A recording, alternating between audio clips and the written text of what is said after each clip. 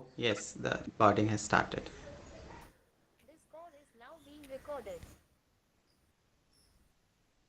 On behalf of the School of Sanskrit, Philosophy and Indic Studies, Goa University, I extend a warm welcome to the guests of our monthly online guest lecture organized by the research scholars at our school.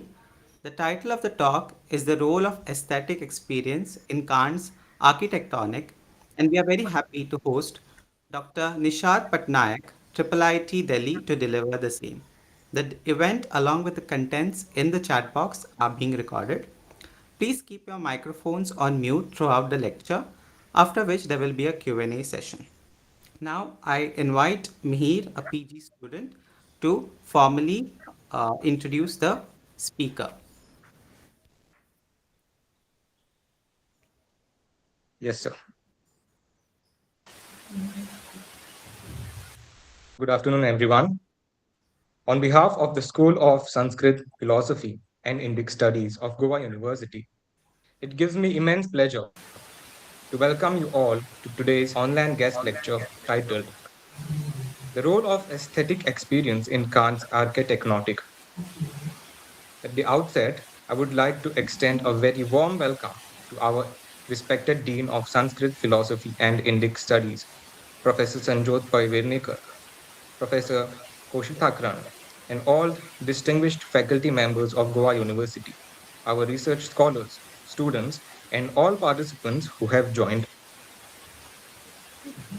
We are truly grateful for your presence and engagement. It is now my great honor to introduce our esteemed speaker for today, Sir Nishad Patnaik. Dr. Patnaik teaches philosophy at the Department of Social Sciences and Humanities at the Indraprastha Institute of Information Technology, New Delhi. His work engages deeply with Kantian transcendental idealism and Husserlian phenomenology, exploring the rich comparative possibilities between these traditions. His scholarship also extends into phenomenological approaches to social and political philosophy, with particular attention to Marxist, post Marxist, and critical theory traditions, as well as ethics and philosophy of technology. Among his recent publications in the book Modernity and His Futures Past, Recovering Unalienated Life, along with several important articles including the indeterminacy and identity, Kant Husserl, and on moral consciousness and cyber alienation and the traditional conceptions of technological alienation, among others. Today's lecture promises to guide us through one of the most intricate and fascinating questions in Kantian philosophy, namely, how aesthetic experience mediates between the theoretical and practical domains of reason. By examining reflective judgment, beauty, and the sublime, Dr. Patnaik will help us rethink the transcendental not merely as a formal structure, but as an experiential movement of reason itself. We are truly privileged to have him with us today. With great anticipation, I now invite Dr. Nishad Patnaik to deliver his lecture. Thank you, sir. Thank you. It's a pleasure to be here, and thank you for that nice introduction. Let me see if I can start my presentation. So just give me a second here. Um,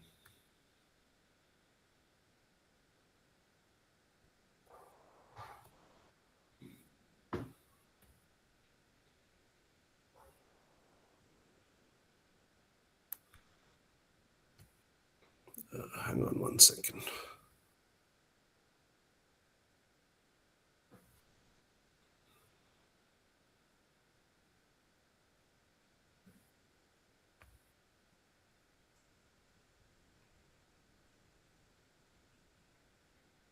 Okay. Uh, is it visible now to Yes, everyone? yes, yes, yes, yes. Okay, great. Okay, so what I have done here is just to kind of put some, as it were, quotes so that what I'm saying you can see is kind of anchored to the text. And I won't read all of them out. but it is sequenced in such a way that it'll make sense as I go along. And also at the end, I have some images to kind of illustrate the notion of beauty and sublimity in nature that Kant is talking about, and also in art. Okay, so with that, let me begin. So let me set it up by just saying that, usually in when you read Kant, and people who came after Kant, like Husserl and others, Hegel, and so on, uh, a lot of them observe that, Kant seems to be obsessed with this architectonic idea of, you know dividing his philosophy firstly into three critiques. Then within each critique, there's a various divisions: transcendental doctrine of elements, there's the transcendental deduction, transcendental dialectic, and so on.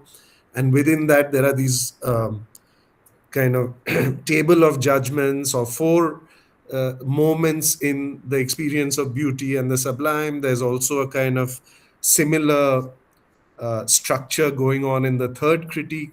So it seems like Kant is absolutely obsessed with this architectonic idea of putting everything into these kind of predetermined, almost, boxes. And what I want to kind of bring to light with this paper, or rather highlight, is that there is a kind of very interesting phenomenology going on in Kant's text. Once you get beyond this kind of static, rigid division of the text into all these, categories, or not categories, but these types of sort of boxes that he puts in place, right? And he repeats this structure in all three critiques. So many people have kind of raised objections, not just stylistic, but also substantial. For instance, there's this problem of completeness that arises with respect to Kant's categories, because he seems to just take them from ordinary experience, and he says there are just 12 categories, right? And then he goes on, and people like Hegel, who come along just after Kant, say that, look, this doesn't make sense, because Kant is just kind of presupposing the categories. Why are there just 12 and not 14, 15, 20, etc., right? And it seems just to be a kind of empirical classification. So Kant, from the very get-go, as it were, Hegel is very sarcastic. He says this is a empirical science of the rational, right? And therefore it is no science at all, right? So because you can't base a kind of a priori science on empirical grounds. So he's very critical and dismissive, and so on and so forth. So all these problems, I'm suggesting, arise from Kant's kind of static mode of departure, and the static way he treats these things. And it's in the third critique that we really begin to see the dynamic aspect of Kant's thinking, not just Kant's thinking, but the dynamic aspect of reason itself, when one actually turns to aesthetic experience and sees its connection with the other two critiques. So, one of the main aims of this paper is to kind of bring out this dynamic aspect, the more interesting aspect, in my opinion, in Kant's thought, which actually opens up the whole phenomenological dimension of experience, right? So with that kind of background, let me begin with my paper. And it presupposes a certain familiarity with Kant, but I'll keep stopping and explaining wherever it seems that an explanation is needed. Okay, so with that, I'll begin. He said, so for Kant, the interrelation between the logical and epistemological sphere and the ethical or practical, and thus the possibility of transition from one to the other, is mediated by aesthetic experience. Yet, why such mediation should have an aesthetic character, and how aesthesis itself is to be understood, remains difficult to fully fathom. To better understand Kant's argument in the third critique and provide some context, Kant's arguments in the transcendental dialectic must always be kept in mind. Okay, and I'll explicate this as we go along. The process of the necessary objectification of rationality in the rules of logic, hence its appearance in positivistic, though still formal objectivities, precisely the problem of completeness based on a merely empirical classification, apparently empirical classification that seems to be at work in Kant's first critique, where he just seems to take, if you recall, the table of judgments and then the table of the categories are just introduced without much argumentation. And many people recognize that he just takes this from Aristotelian logic, right? So it seems that this is just an empirical classification. So it appears positivistic, though these are still formal objectivities. So the process of the necessary objectification of rationality in the rules of logic, hence its appearance in positivistic, though still formal objectivities, owing to a spatio-temporal finitude that Kant uncovers in the theoretical cognitive realm, is also at work in the practical or axiological domain, conditioned by the concept of freedom. Right. So let me see if I can.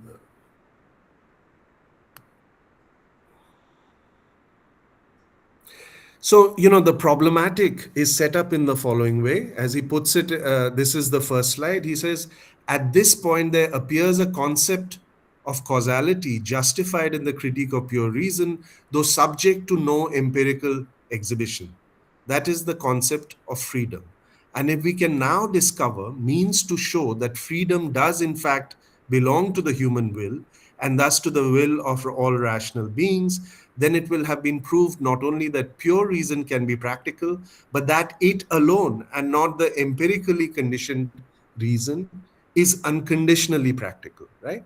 So the suggestion is that Kant has introduced the notion of freedom, but it is a kind of noumenal posit almost in the first critique, because it's not subject to any kind of empirical demonstration, right? And we shall see that there is a similar problem going on in the second critique, where Kant does talk about freedom, but it is a supersensible idea of reason, then therefore not subject to any kind of intuitive demonstration, right? So these are the two kinds of rational closure that occur in the first and second critique. This will become clearer as we go along, right? So, although the transcendental deduction points to aesthesis as a mode of experiencing, along with its a priori forms, time and space, that is irreducible to objective representation, such indication remains oblique.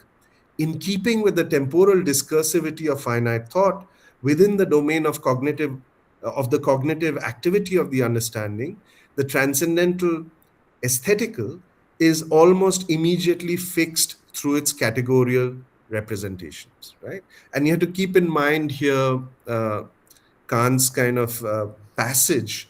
I think it's at B 150 or 151. It's a footnote to that passage where he says that because of our temporal discursivity, right, our time is the form of our inner sense, all self-reflection, when we turn inwards, is subject to temporal discursivity, right? And therefore, we are given even to ourselves merely as we appear to ourselves and not in itself, right? That is, we never come across the spontaneity of the activity of synthesis, but we are given to ourselves only as representations of this spontaneity in terms of concepts, judgments, etc. Right? So that spontaneity, which self-reflection is supposed to reveal, is necessarily missed in the very process of self-reflection, right? And that leads to you can think of it in terms of the problem of the infinite regress. Okay, um, let me move to the.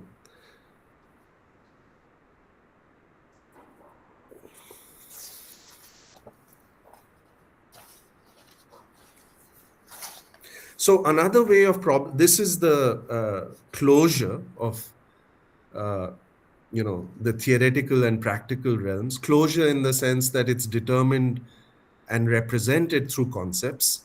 Is that another way of putting the matter would be that for finite rationality, the a priori determination or legislation of concepts of the understanding, that is the categories, and the concepts of reason, the unconditioned qua freedom, in the two spheres, namely the theoretical and practical, that they so determine, is always mediated through representation, such that neither reaches the noumenal or the supersensible thing in itself.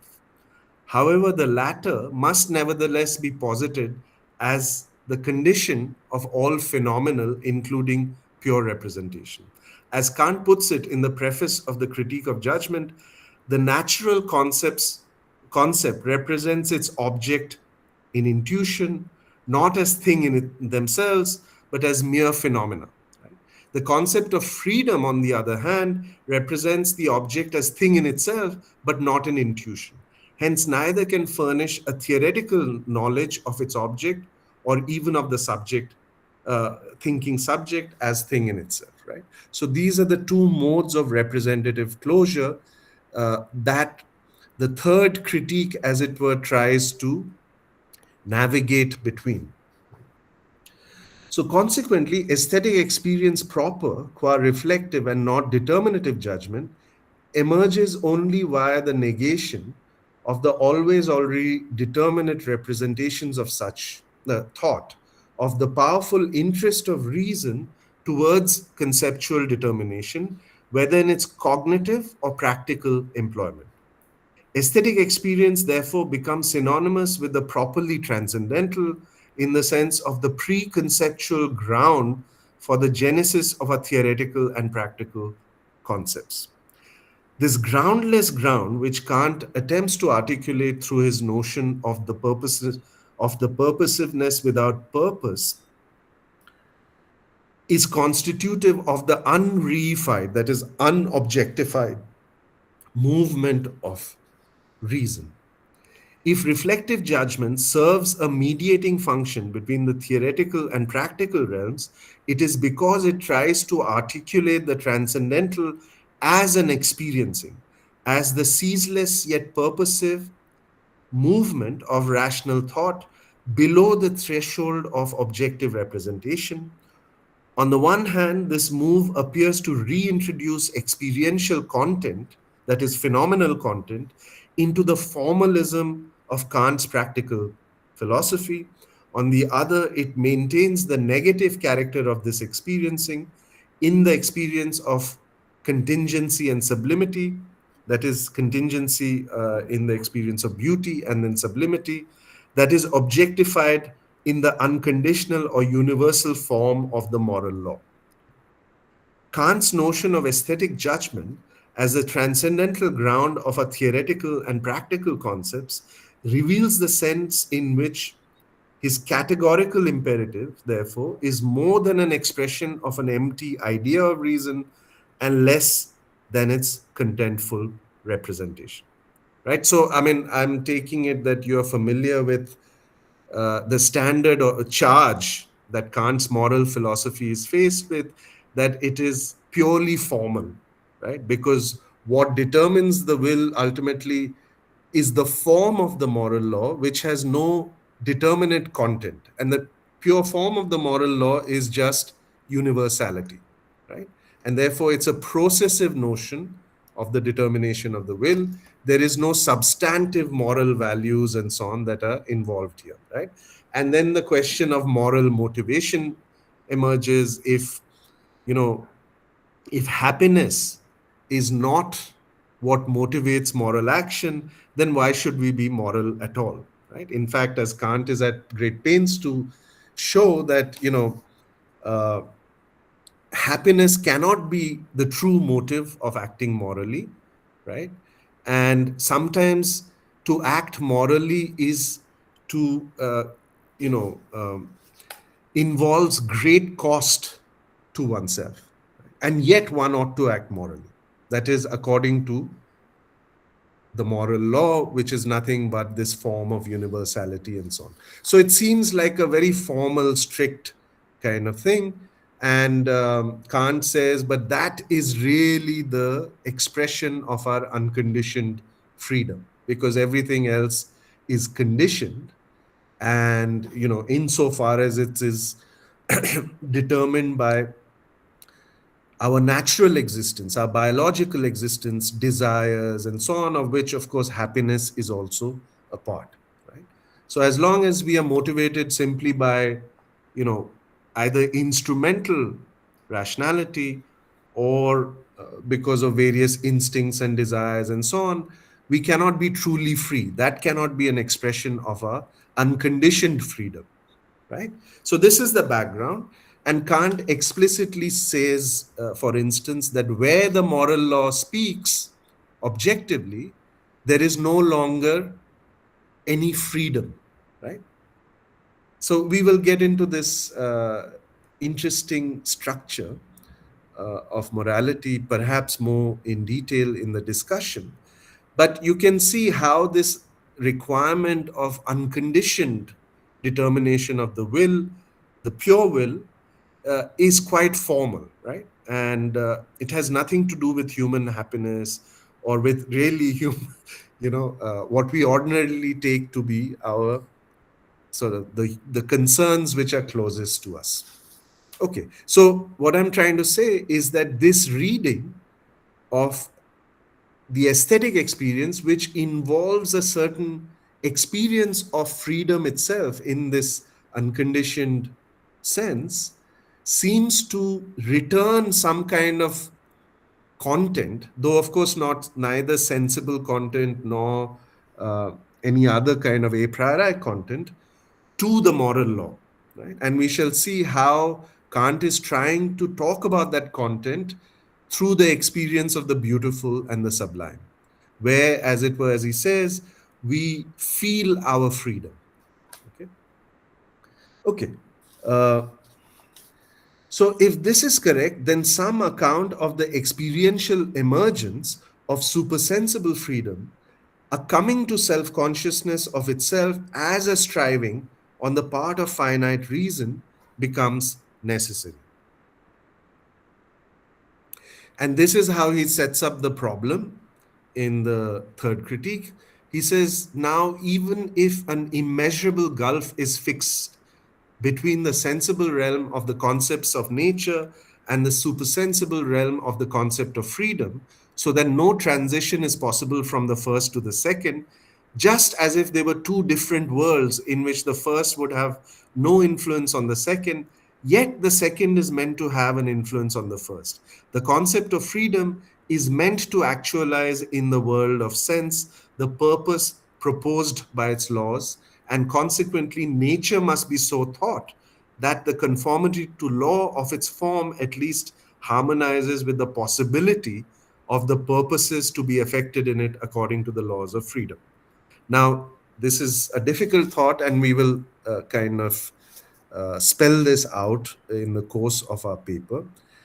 This is precisely when he says that nature must be so thought, he's kind of giving you how one can think this in and through aesthetic experience, right? So that's the very kind of, this is the setting up of the problem. So the third critique provides just such an account through the elaboration of aesthetic reflective judgment or experiencing of the beautiful and the sublime as a purposive striving without any determinate purpose. It is the very form of purposiveness revealed in a judgment of taste concerning the beautiful that opens up the space of reflection, of freedom within empirical experience. In contrast, the very violation of form, that is, of purposiveness, in the aesthetic experience of the sublime, which is yet capable of indirect sensible presentation, arouses in the mind a purposiveness of a different order, right? Namely, the striving of reason towards the indeterminate idea of the absolutely unconditioned. Kant's aesthetic philosophy, therefore, enables the transition from the objectified, sensible realm of nature to the objectified, supersensible realm of morality. For it is the non objectified character of aesthetic experience, insofar as such experience is reflective and not determinative. And for those who are unfamiliar, I will spell out what all this means. Um, that makes the emergence of the negative yet productive space of freedom or reflection within the experiential field visible. Yet this visibility is of a peculiar kind. It involves, on the one hand, an aesthesis of the contingency of the harmony between the indefinite form of purposiveness of the understanding and the synthetic power of the productive imagination in the experience of beauty, and on the other, of the inadequacy of any sensible presentation uh, to the indefinite idea of reason, yet an inadequacy which is given through such presentation in the experience of sublimity. So the division of reflective judgment into the judgments of beauty and sublimity, therefore, relate to what I call the undecidable oscillation between the relative and absolute movement of reason, first revealed in the antinomies. Okay, uh, let me go to the.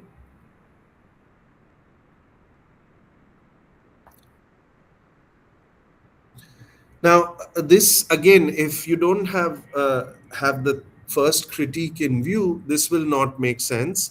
But in the first critique, in the transcendental dialectic, where Kant is talking about how when this movement of reason takes its products to be real, right? So, you know, he says, for instance, that it's a particular movement of reason which is always looking for unity and ultimately the some kind of unconditioned ground as the ultimate cause of the world, of nature, of ourselves, of experience.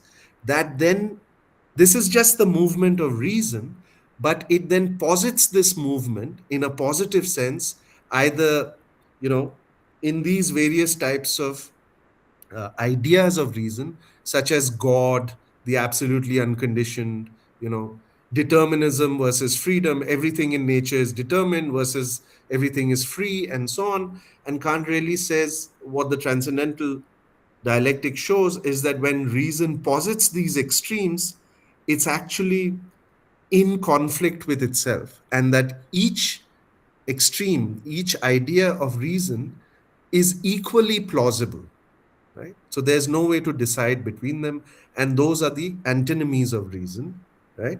Uh, and here, the way Kant goes about it is to say that, look, for every given thing in experience, we can ask after its cause, right? Its condition, right? But then we can ask for the condition of the condition, the condition of the condition of the condition, etc. And this is a kind of infinite process, right? So reason, which always tries to systematize and unify, right, all principles, all rules of the understanding, and so forth, uh, tries to, in this process, it either absolutizes the movement itself, this particular regressive movement, and therefore absolutizes or reifies the entire chain, right, in a kind of closed infinity, or it posits an absolutely unconditioned outside this causal regressive chain, right?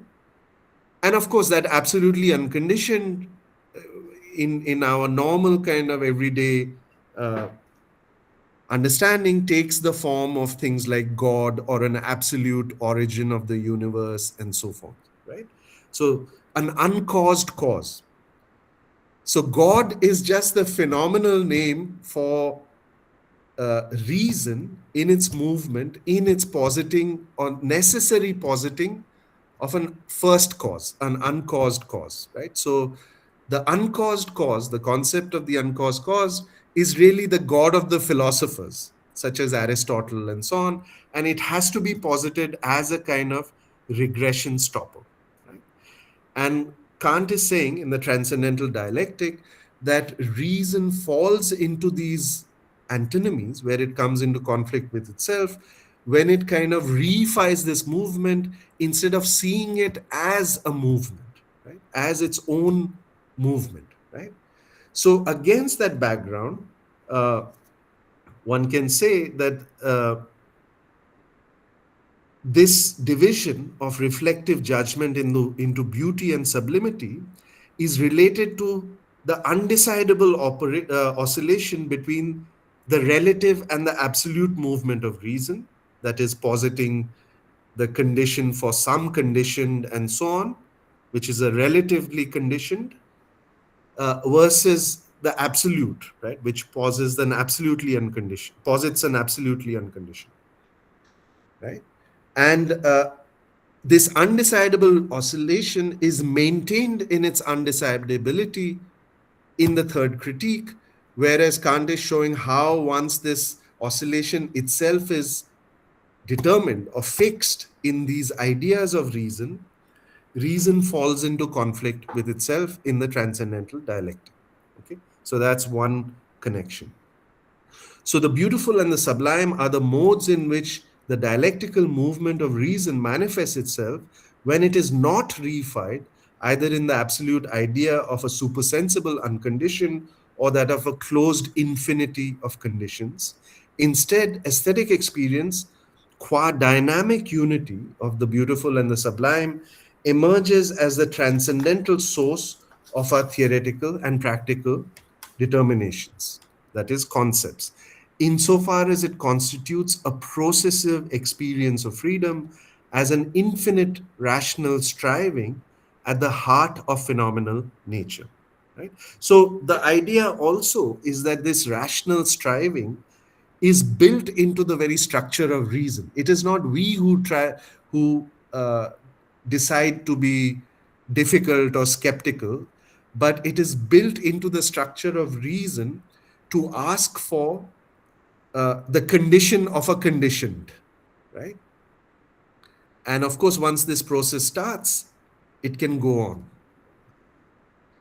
Now, this is the interesting thing. Kant says that it is in a beautiful work of art produced by artistic genius that the transcendental attains a certain exemplary manifestation or representation. In such works, beauty and sublimity are exhibited in their irreducible dynamic interplay. Okay? But it's not art itself, it can also happen in nature. But art is a kind of deliberate representation of this dynamic movement, as it were. Okay, so let's get into a little more detail on the experience of the beautiful. Um, Kant introduces the notion of reflective judgment, again in seemingly static fashion, via an immediate contrast with determinative judgment. If, quote, judgment in general is the faculty of thinking the particular as contained under the universal, end quote, then it is determinate when the particular is immediately subsumed under a universal rule or principle. It is reflective when, quote, the particular is given and the universal has to be found, end quote. This suggests an absolute separation between the two operations of judgment, that is, determinative, conceptually determinative, and reflective.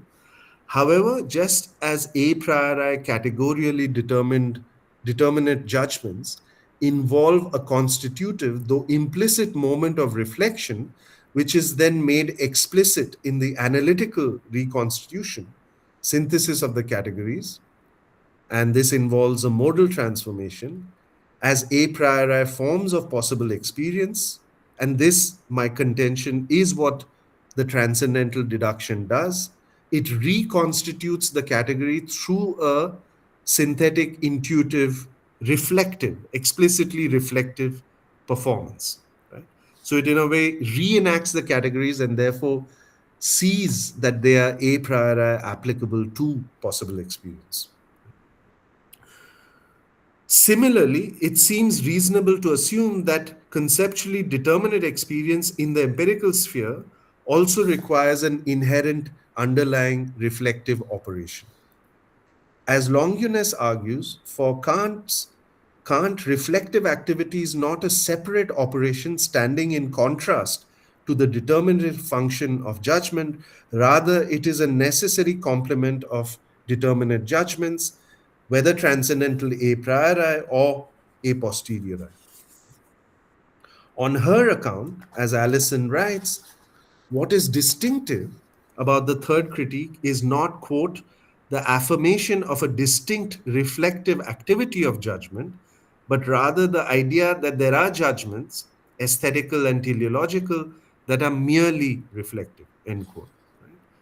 And Longinus cites this passage, which is there in the PPT, um, where she's as kind of conclusive. She says, the power of judgment is here with respect to the universal concepts of nature in its reflection, at the same time determinative. And the transcendental schematism of the latter is at the same time a rule under which empirical intuitions are subsumed. Right? So the idea is that reflection then emerges as the common root of both our cognitive activity and in the aesthetic sphere. But in the one case, reflection is immediately subsumed under concepts, and in the other case, the concepts have to be found, right? And that is, in the latter case, that is the experience of beauty, as we shall see. Right? However, it's not so straightforward, right? It never is in Kant, it's difficult. So for Allison, this passage is not as decisive as it first appears, since it is explicitly restricted to the transcendental reflective functioning of judgment as it pertains to the schematization of the categories. It does not follow that, quote, what holds at the transcendental level should ipso facto hold at the empirical as well, end quote. That is, where the particular is given and the universal has to be found. The line of interpretation, which takes the moment of reflection as the implicit common ground of a priori and a posteriori determinative judgments, which the third critique then reveals in its self standing, merely reflective character, is brought into question by highlighting a problem not sufficiently addressed in the first critique. Namely, how are empirical concepts and empirical causal laws that hold between such concepts possible? Right? So this problem serves to both situate and provide a point of entry into Kant's argument for a distinct reflective capacity of judgment governed by its own transcendental principle in relation to a priori reflective determinate judgments of the understanding. Elaborating on the need for a distinctive principle of reflective judgment as it pertains to the empirical domain, Kant explains there is much in nature in respect of its specific empirical laws that the bare a priori conditions for the possibility of nature in general, that is, the categories, leave underdetermined, right? That is obvious, as we all know, physical objects have an infinite number of natural properties and are determined in an infinite number of causal relations. The general transcendental condition of temporal succession, which is a necessary condition or schema for the possibility of causality. So, as if you know the first critique, you know that the causality falls under the category of relation as one of the modalities of relation, and the schema which connects this category to possible experience, that is, to the form of time and space, which determine all intuition, are the forms of all intuition, lies simply in temporal succession, right? And the fact that you cannot reverse this temporal succession. such that the cause always occurs before the effect, and so on and so forth, right? But of course, we can see that temporal succession is a very minimal criteria which cannot determine specific types of causality or specific causal relations in nature. Uh, so and in fact it's a necessary but not sufficient condition, right? So from the because you can have temporal succession through association, which is not a causal condition at all, in the way in which night succeeds day and then day succeeds night, right? There is a succession but it's not causal. Okay, so from the perspective of a finite understanding and reason in its logical employment, that is, employment to the realm of possible experience, the infinity of possible empirical causal relations, and thus the unity of nature itself as an interconnected system of such laws, must appear contingent.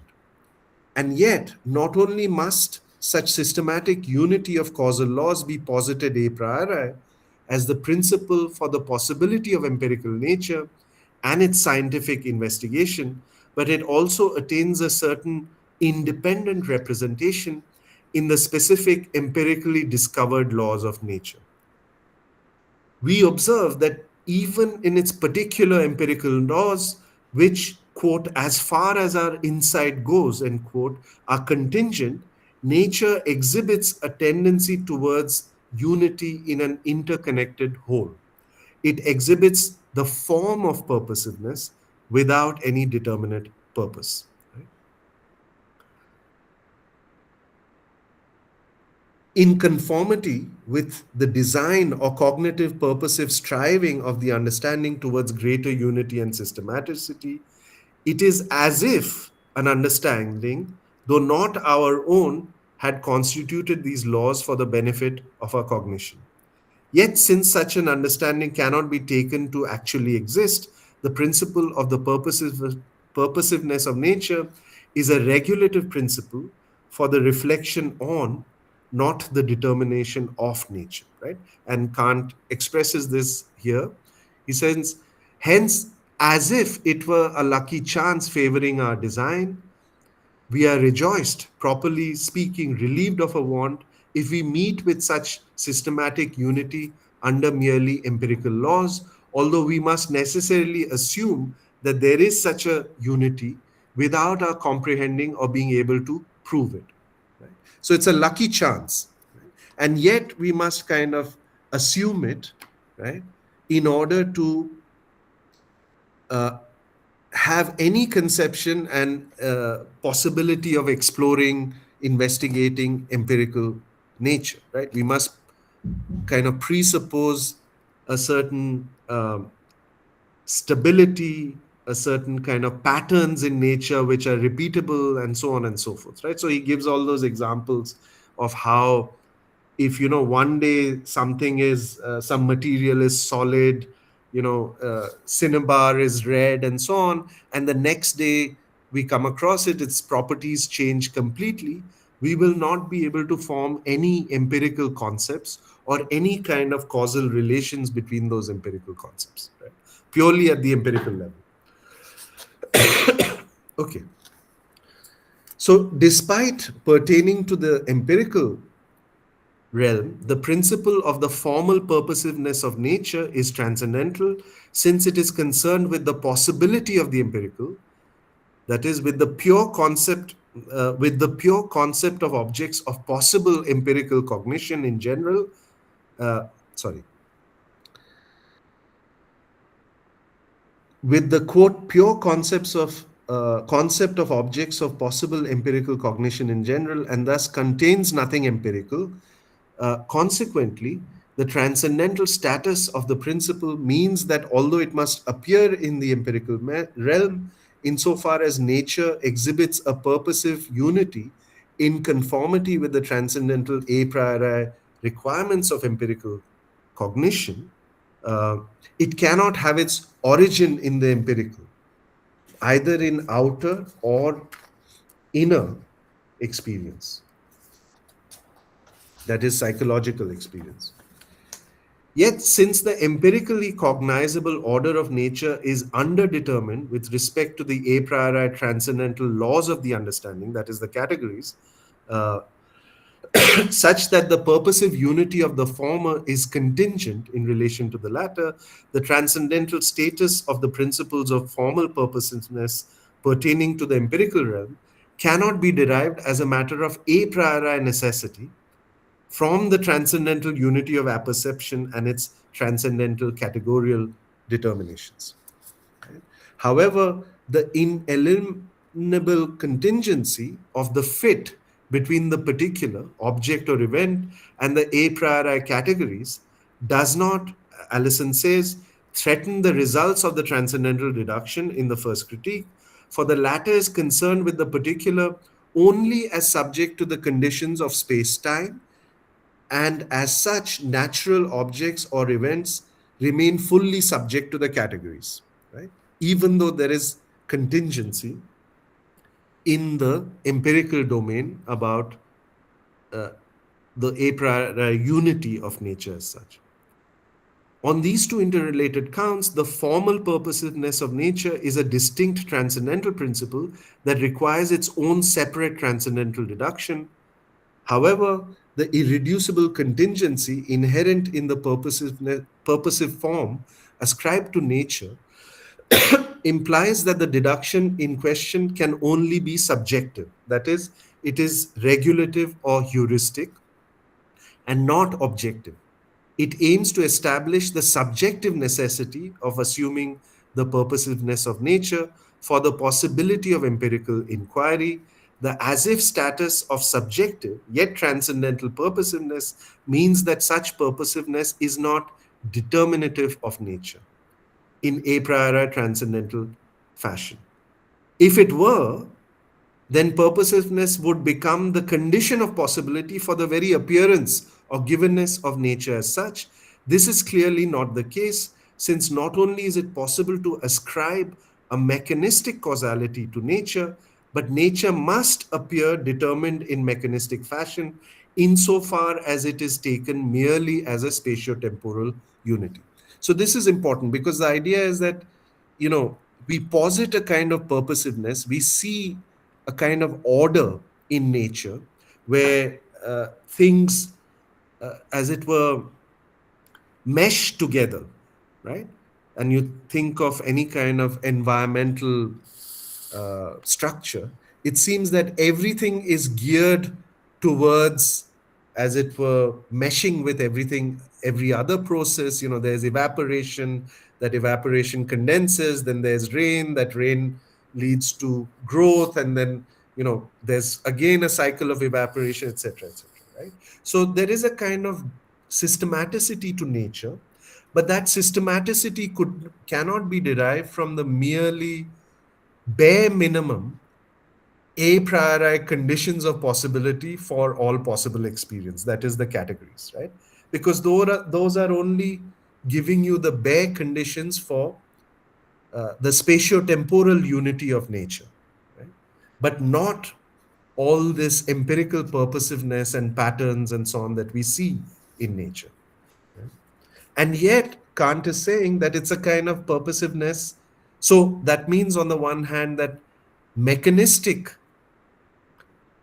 laws which don't presuppose any kind of purposiveness coexist with an as if purposiveness of nature, right? These are two different frames of approaching nature, but we can't simply get rid of purposiveness, right?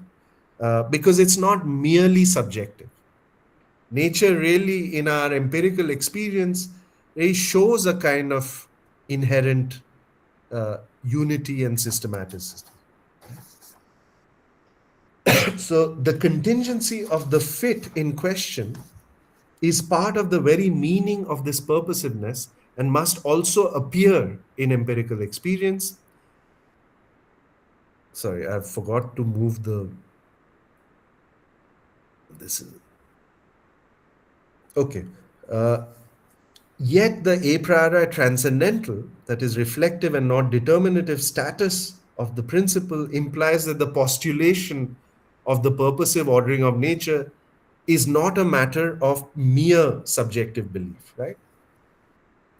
Okay. Am I running out of time? I said it's almost an hour, right? Is it? Yeah. How long do you require, Professor Nishad? Maybe I can move to the notion of beauty and Okay. sublimity. Maybe Sure. another, I would need at least 20 minutes or so. Sure. Sure. Sure.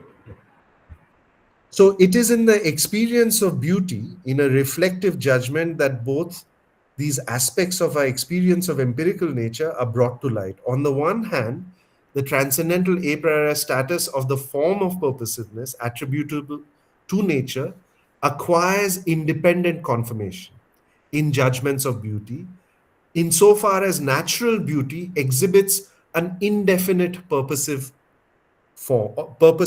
of form, quite free from a cognitive or practical interest towards determination or realization of the a priori concepts of the understanding or reason. On the other, it is the independent or free character of this conformity between empirical regularities and the indefinite concept of the understanding, the aesthesis of purposiveness, as it were, that shows up the subjective or normative status of the latter.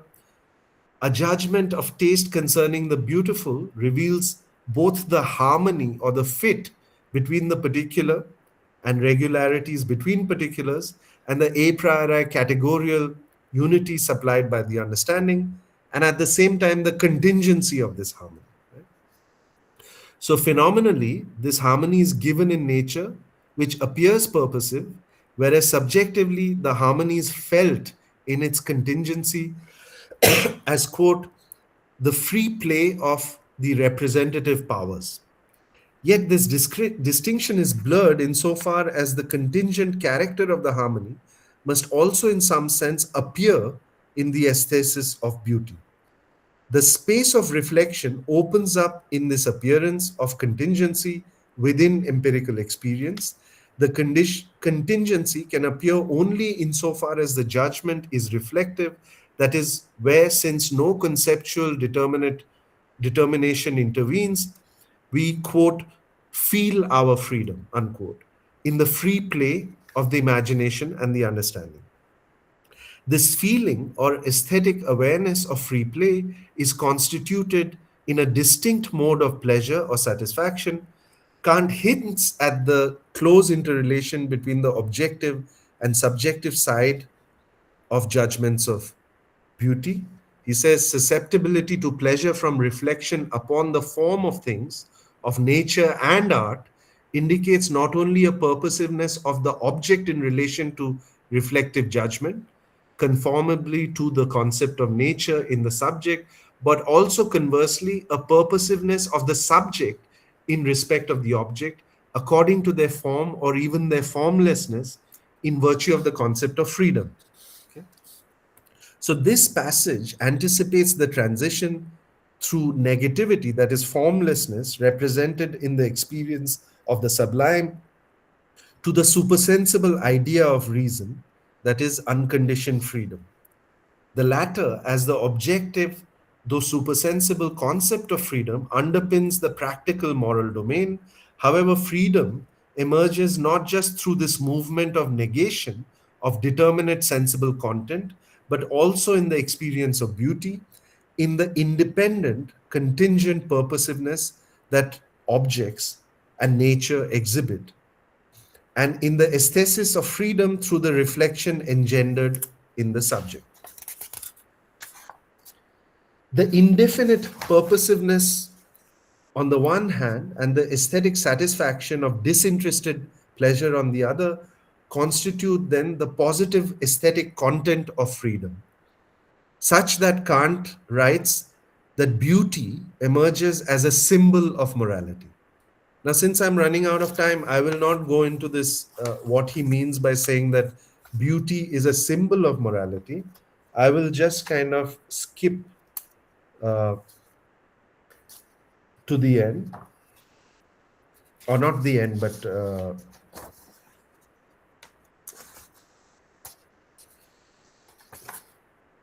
Sorry, I'm a bit. Okay. So I'll just give a hint of what he means by this before moving on to the sublime. It is the exhibition in reflective judgment of the self standing status of the aesthetic experience of beauty, that is, the awareness of the disinterested character of the satisfaction involved, and correlatively, the free conformity to the indeterminate purposiveness it reveals that enables the analogical transfer to the moral realm. Objects of beauty, whether of nature or of art, quote, excite sensations which have something analogous to the consciousness of the state of mind brought about by moral judgments, end quote. In the disinterested satisfaction in the beautiful, quote, the mind is made conscious, end quote, of its elevation above merely sensuous pleasure, hence above its state of mere nature. The cultivation of taste, the cultivation of such disinterested satisfaction in the beautiful, prepares the ground, as it were, for the transition to moral judgment by inculcating what Kant calls a habitual moral interest. Sorry, I'll skip all this and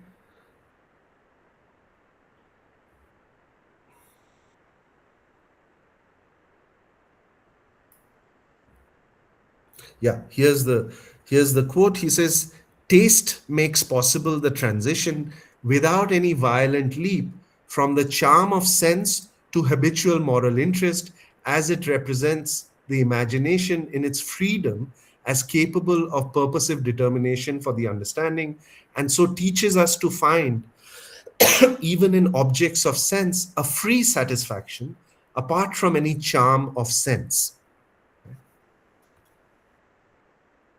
However, in the experience of the beautiful, in the immediate awareness of this free conformity to the indeterminate purposiveness of nature, taken in both its subjective and objective interplay, reason remains essentially static. There are no, quote, violent leaps, as with the experience of the sublime. Its motivating interest towards greater unity is given in sensibility, even if this givenness is indeterminate and can never be adequate to the absolute unity that reason posits. Okay? Now, quickly, I'll go to the sublime because it's interesting, and then maybe we can have a discussion on art in the discussion period. But I'll just show the slides to give you some kind of intuitive sense of what Kant has in mind. So, in contrast, the experience of the sublime appears to break with all purposiveness and unity of form, and therefore makes this very inadequacy of any sensible given with respect to the posited unconditioned totality of reason manifest. Thus, the indeterminate purposiveness inherent in the sublime is oriented not by the unity of form, but by the unconditioned, which ultimately becomes reflected as the pure power of self transcendence, as unconditioned freedom. As Kant puts it, in preliminary fashion, in the context of elaborating the differences between the reflective judgments concerning the beautiful and the sublime, he says, the beautiful is in nature is connected with the form of the object, which consists in having definite boundaries. The sublime, on the other hand, is to be found in the formless objects. So far as in it or by occasion of it, boundlessness is represented, and yet its totality is also present to thought. Thus, the beautiful seems to be regarded as the presentation of an indefinite concept of the understanding, the sublime as that of a like concept of reason. Right? Now, the difference between the understanding and reason, if you want to put it in a kind of nutshell, the understanding is for Kant the faculty that brings representations under rules, right? And that's where we have determinate, conceptually determinate, meaningful experience. And reason is, as it were, the higher faculty which brings these rules itself under the unity of principles, right? So it takes the myriad of these rules, that is the categories, and tries to tie them to a few ideas of reason, which we have already kind of discussed. So the negative force of the sublime, the force by which it, quote, uh, it appears as regards its form to violate purpose in respect of the judgment, to be unsuited to our presentative faculty, and to do violence to the imagination, only to be judged all the more sublime, puts reason in motion, as it were. Kant writes, uh, quote, the feeling of the sublime brings with it as its characteristic feature a movement of the mind bound up with the judging of the object, while in the case of the beautiful, taste presupposes and maintains the mind in restful contemplation. The sublime admits no sensible representation, since it is always already oriented by the indefinite idea of reason towards the unconditioned supersensible. However, the feeling of the sublime, the negative pleasure, as it were, arising from the initial violation of sensible or natural purposiveness, and the realization of the inadequacy of all sensible representation with respect to the indeterminate supersensible purposiveness of reason that this violation brings to light, is capable of being sensibly felt. Right? So the pure negativity of this self-transcendence, when it is kept as a kind of negativity and not fixed in the idea, the posited idea or supersensible idea of unconditioned freedom, is capable of a kind of sensible representation or is felt in its negativity, right? So the experience of the sublime is the experience of this moment of negativity, which is yet occasioned and given insensibility. So he says, in general, we express ourselves incorrectly if we call any object of nature sublime, although we can quite correctly call many objects of nature beautiful. All we can say is that the object is fit for a presentation that can be found in the mind, for no sensible form can contain the sublime properly so called. This concerns only the ideas of reason, which, although sorry, no adequate presentation is possible of them, by this inadequacy, which admits of sensible presentation, are aroused and summoned in the mind. So we have here the basis for the transition from the sensible phenomenal realm of nature that is legislated by the categories of the understanding in their cognitive employment to the supersensible realm of morality, determined by the concept of absolute unconditioned freedom, that is reason in its practical employment, right? Uh, so let us recall that for Kant, the immeasurable gulf that opens up between these two realms is due to the two modes of representational closure. I've already talked about this, so I will not go into this. And then Kant distinguishes between the mathematically and the dynamically sublime. Very quickly, the mathematically sublime is this idea of the greatest, the biggest number, such as infinity and so on, to which no sensible representation, no sensible intuition is adequate, and yet the power of the imagination can conceive the notion of the infinite, right? Although it cannot represent the infinite to itself, let alone the infinite, any sufficiently large number, such as a billion or a trillion, cannot be represented sensibly, and yet we perfectly understand what it means in terms of this, functional as notion of number, right?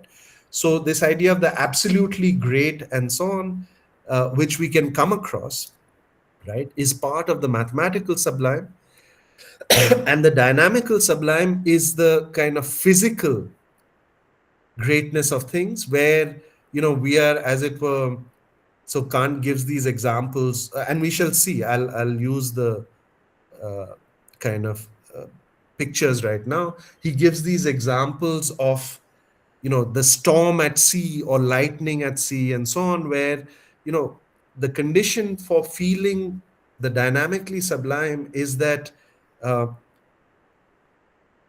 you feel threatened by nature, right? You become aware of your own physical insignificance, your powerlessness in the face of the forces of nature, the immense forces of nature. And yet, so if you're under direct physical threat, you're actually in the storm, then you don't experience the sublime. You experience the sublime when there is a certain distance where you're kind of safe, let's say on the shore, and then you see this tremendous storm raging at sea, right? And the sublime here consists in, being threatened physically and yet mentally being able to overcome the threat, right? Mentally being able to apprehend this totality, this grandeur of nature, right? And here are some modern examples, right? This is, I think, taken by the James Webb Telescope, where two galaxies are coming together. Now, of course, it's a visual representation scaled to our visual scale, but at the same time, one can kind of see the immensity of what is going on here. Yeah? Millions of light years and so on. It's a slow collision which will take, from our human standpoint, an eternity, right? Similarly, these are modern examples. Of course, Kant did not have access to these images, right? This is a young star cluster of gas and so on, where new stars are being born, right? So these are experiences of both beauty and sublimity at once, and experiences of, let us say, at least the mathematically sublime, insofar as we cannot visually comprehend the immensity of these distances, and yet we can conceive of this immensity, right? Now look at this. So Kant is saying that in works of art, which are kind of where nature prescribed rules to the artist, right? There is a kind of interplay between the beautiful and the sublime, right? Here one might think of beauty as kind of predominating, in the sense that this is a man-made structure. It has a certain harmony, but you're not quite sure what the determinate concept is, right? That you can. So it's a kind of man-made representation of this as if purposiveness of nature, right? And this is by an artist called Andy Goldsworthy. You can look him up online. Tremendous artist who does these kinds of very temporary, ephemeral structures within nature, right? So he just arranges things in the midst of nature, where suddenly there is a kind of, so this is, as it were, the amplification of as if purposiveness that you already find in nature, right? So it's a kind of explicit attempt, or at least that's how I'm reading him, an explicit attempt to represent this as if indeterminate purposiveness of form that we find in nature, right? So it's a kind of heightening, making explicit of something which is already you find in nature as a well-ordered system, right? And this is, of course, again, it's a kind of processive movement which is then stopped in an instant, and it also has a kind of order to it, right? But the order is completely contingent, right? It's a snapshot. In a moment, those sticks will come down, but the arrangement of the sticks itself provides some kind of structure where the mind is, as it were, moved by this image, right? Where one can, as it were, almost feel the movement without it being movement, right? And this is another one where suddenly there's order. This is just leaves arranged in, in terms of their hues and colors, right, and arranged into a shape, but it's in the midst of nature, and it'll just vanish after some time through wind and so on.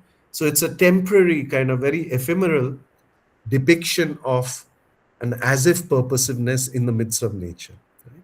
And of course, this is the sublime. It's a famous painting. This is the attempt to depict the sublime in art, where it's not sublime for the people who are on the boat or the ship. Rather, it's sublime for us because we are at a safe distance. We are seeing the immensity of this storm where these people are caught, and yet there is a idea that in the imagination we can transcend this scene, right? Or this one, this is a perfect example of the sublime, insofar as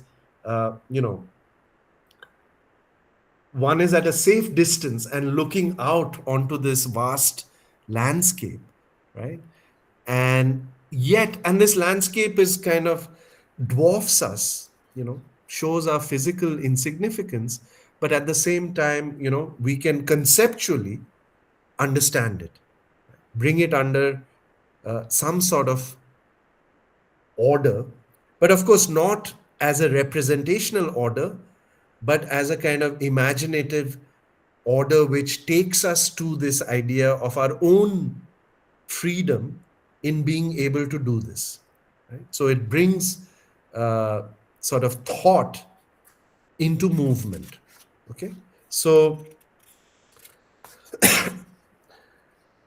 it is this aesthetical dimension that lends content to the empty objectification of the supersensible or unconditioned, uh, that's it, unconditioned freedom as moral law. Thus, it serves, though spontaneously, the interests of reason. That is, it reveals a purposiveness towards the realization of the supersensible in nature, in the sensible, through the very inadequacy of sensible realization. Quote, this effort and the feeling of the unattainability of the idea by means of the imagination is itself present, a presentation of the subjective purposiveness of our mind in the employment of the imagination for its supersensible destination. Okay, so these are some kind of visual attempts at representation that hopefully bring to light what Kant is talking about. Okay, so with that I'll stop. Sorry for taking too long. So long, and I'll be happy to kind of welcome some questions. I'll try and how do I stop presenting? Uh, Thank Yeah. you, sir, for the intellectually stimulating and conceptually rich lecture. It offered a nuanced and a well articulated analysis of the subject. We now begin with the Q&A session. Participants can raise their hand or can type their question in the chat box.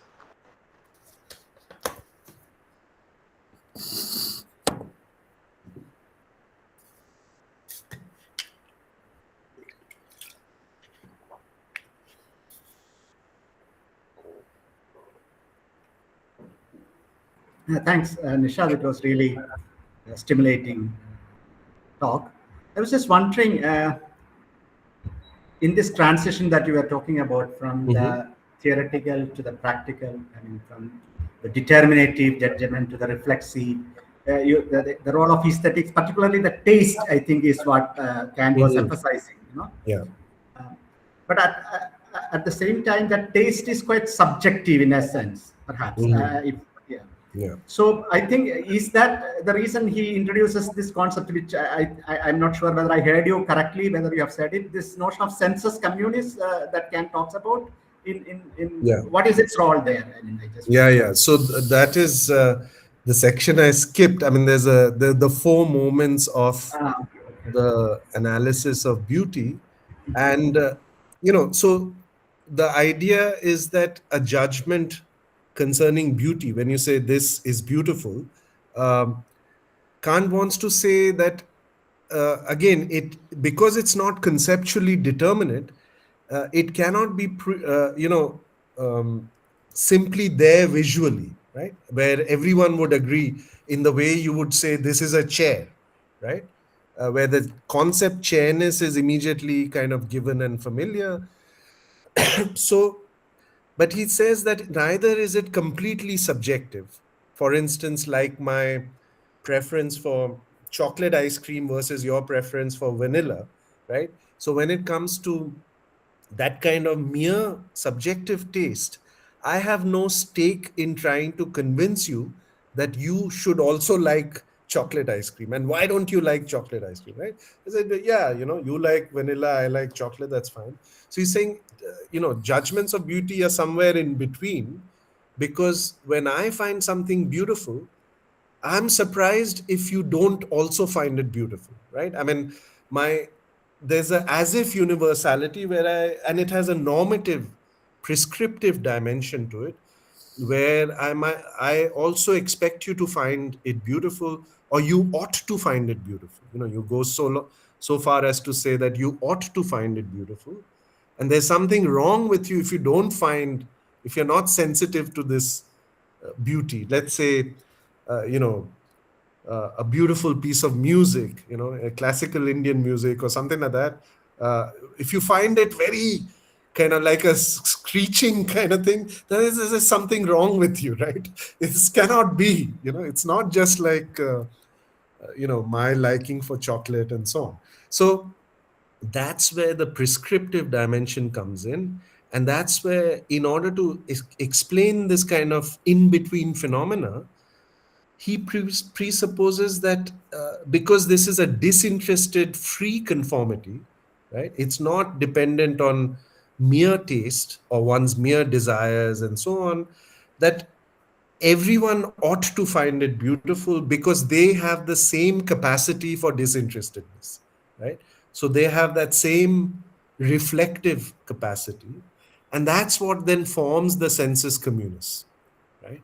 uh, so that's why beauty becomes a symbol of morality, because it kind of has this prescriptive dimension, which is presupposed on the capacity for freedom that all of us can feel aesthetically. So that's and he has a complicated story for how to explain. I mean, he keeps trying to explicate this, but he thinks of it as a kind of empathic analogical transfer and so on, which I make based on my own feeling of freedom to others and so forth. So yeah, that's the basis for the census Yeah, thank you. communities. Yeah.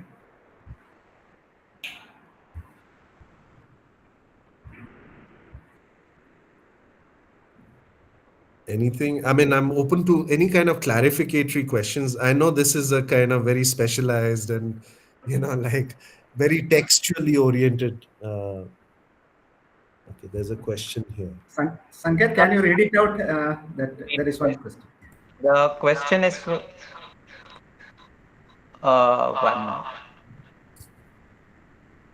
just give me, 1 minute, sir. I can Yes, read it out. I can read it out. This question is from Mr. Shivansh Trivedi. He's asking, eight, sir, could could ethical exemplarity be brought under the structure of such, in brackets, aesthetic reflective judgments where the movement beyond the ethical is made possible? Ethical exemplarity. By that, do you mean like ethical exemplarity is often talked about in the case of virtue ethics, right? Where there are particular figures and so on who are exemplary because they embody virtue. So, do you have something like that in mind? Sir, can I Yeah, go? yeah, please. Hello, sir. Hi, sir. I just wanted to know, like, for instance, I'm working with Kant and Kierkegaard, and in Kierkegaard, we see this element of exemplarity with sort of the idea of Abraham's sacrifice of Isaac. So Yeah. I wanted to know, although Kant definitely, has a say on this notion, on this idea of Abraham's sacrifice of Isaac, but I just wanted to know if such examples of ethical exemplarity, which sort of, you know, challenge our understanding of the ethical, what it's supposed to mean, could Mhm. these examples be taken to understand this unconditional freedom, to like irrespective of what the what Abraham, the choice Abraham makes, can they also be taken as examples of providing you an opening towards Yeah, this yeah, unconditional freedom that yeah, Kant yeah, talks about? yeah. Yes. Thanks for that question. It's a very interesting and difficult question because you see, Kant oscillates, and the problem with why he oscillates, I mean, not the reason why he oscillates, is that he admits, look, in the Kantian system, as you know, ethical system, intentions are what matter. And of course, if you're motivated, you act not only according to the moral law, but in conformity with the moral law, with the form of the moral law, which is pure Yes. universality, then you Yes, act sir. ethically, right? Every other type Yes. of action is considered not moral. If you act Yes, because sir. you want to become happy and so on.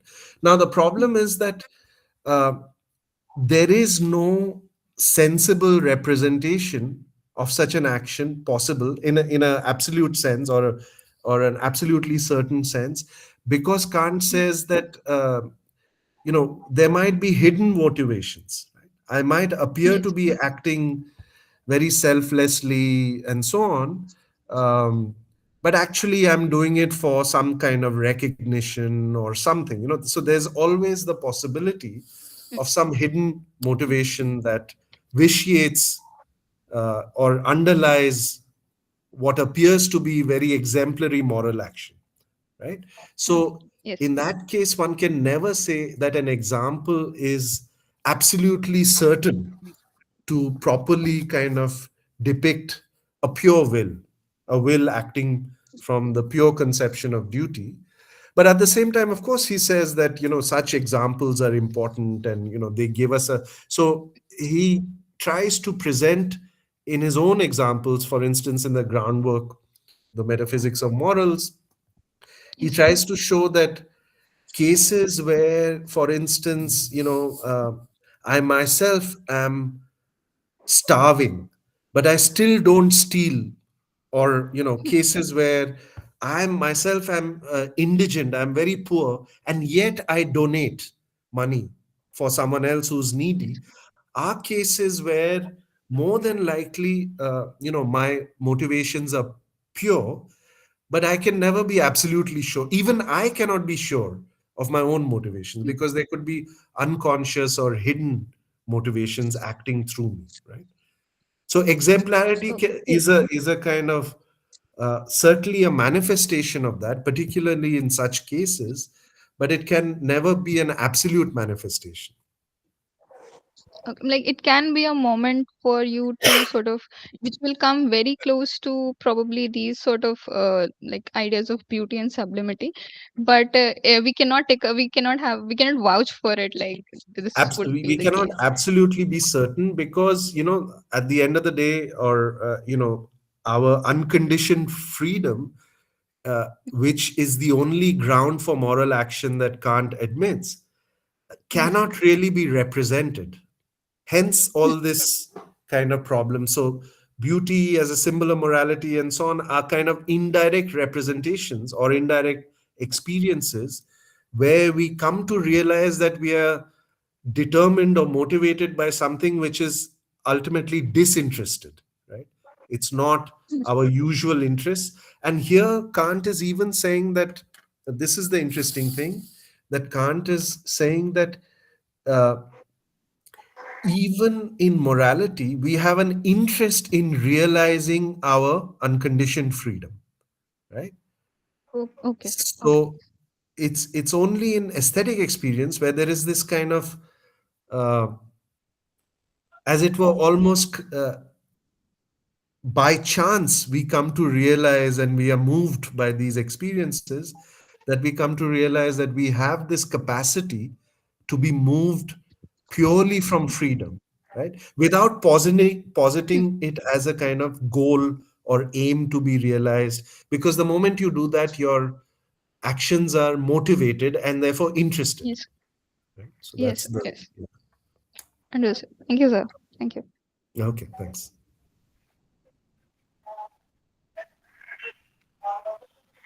Any more questions? You can also just ask clarificatory questions if something was unclear in the presentation. I would welcome that because if you want to tie it with the first critique or the second critique, that's fine. Right? We can have a larger discussion.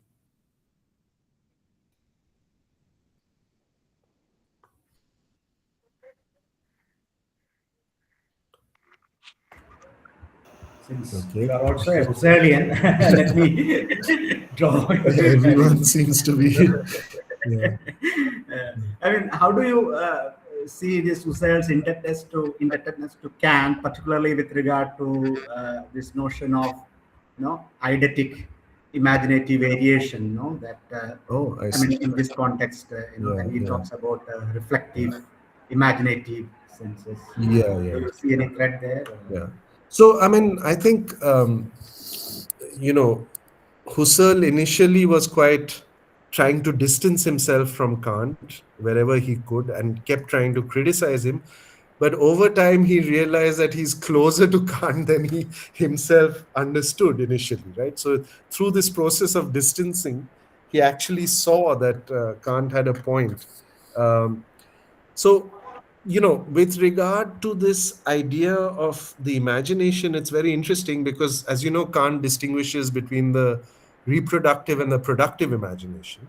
And one can frame this whole aesthetic structure in terms of that distinction, uh, where reproductive imagination is, of course, essential to concept formation. If we could not reproduce a number again, we would never have the concept of any number whatsoever, right?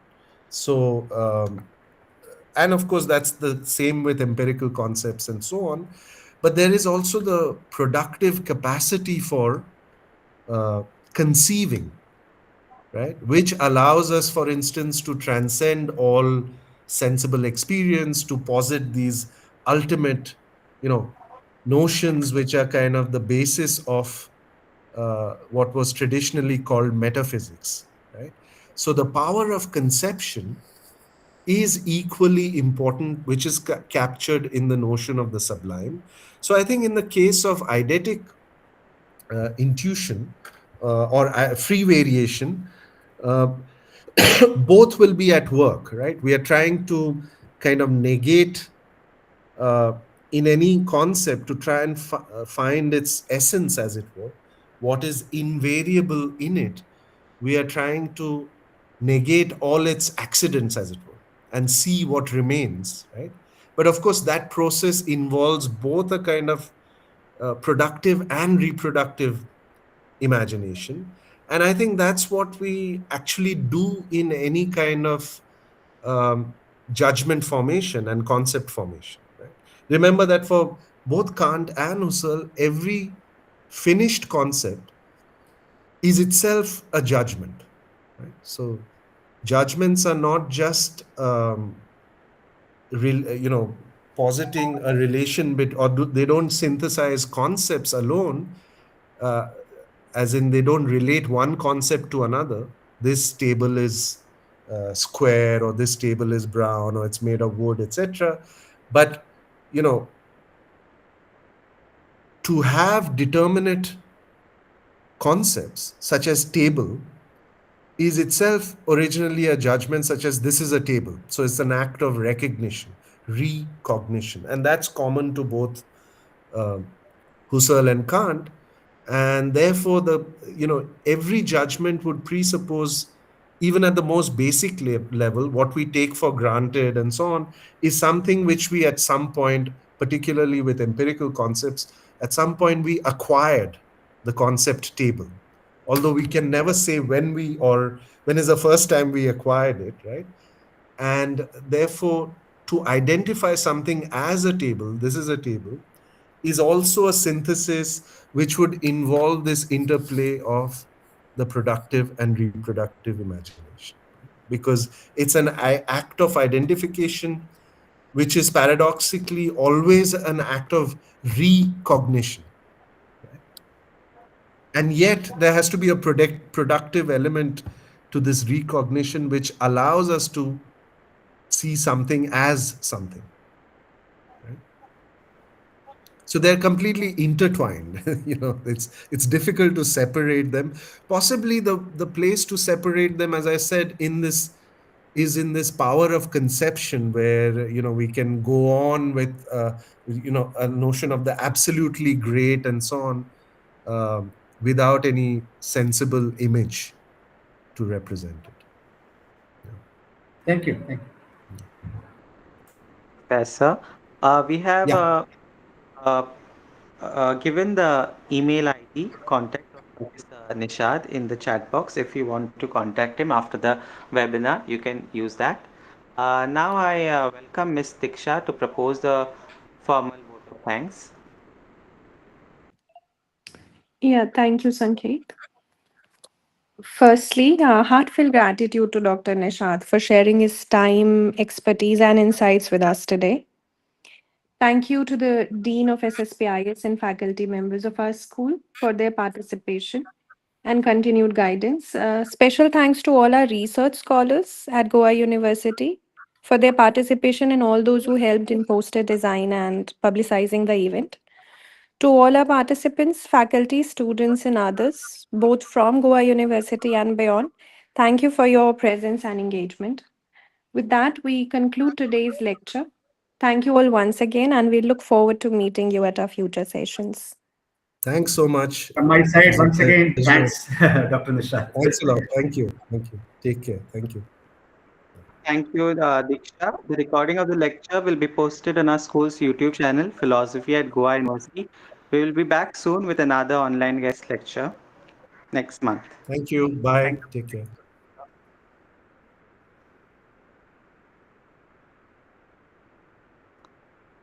Uh, Mihir, you can end the recording here.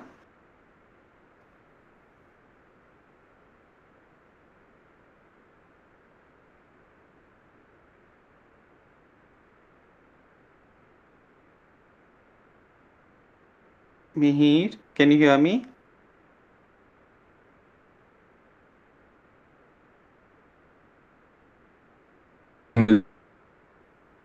Yes, you can end the recording before we log out, meaning stop recording.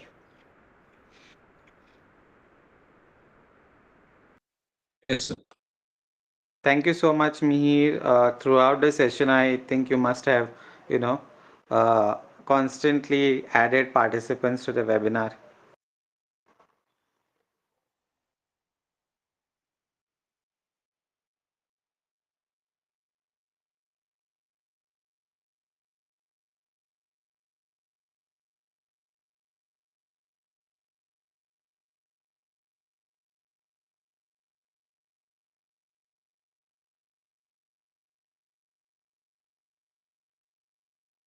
I think you can just